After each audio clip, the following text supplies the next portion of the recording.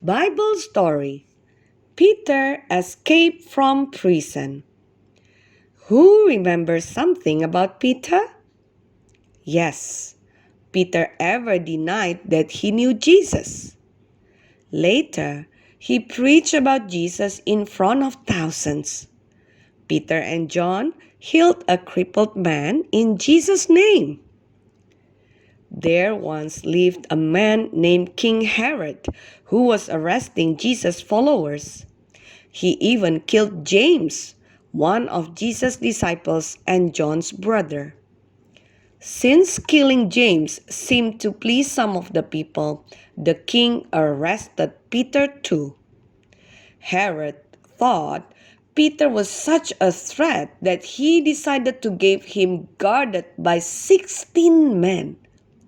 Herod was going to put Peter on trial for being a Christian, and if this pleased the people, he probably planned on killing him. What do you think Peter did to escape? Peter didn't do anything to escape. He just trusted God. But while Peter was in jail, the church prayed for him a lot. The night before his trial, how do you think Peter felt? How would you feel if you were about to be put on trial for Jesus and probably killed? The night before his trial, Peter slept. That's right. He went to sleep in his cell between two soldiers, chained up with two chains. Suddenly, an angel of the Lord appeared, and a bright light shone in the cell. The angel struck Peter's side to wake him up. Peter's chains fell off, and the angel told him to follow. So, Peter followed the angel out of the prison. They walked right past the guards to the gate. And then the gate opened all by itself, and Peter and the angel walked through it. At first, Peter thought he was dreaming, but then he realized it was real and he was free. So he went to Mary's house. She was the mother of John Mark.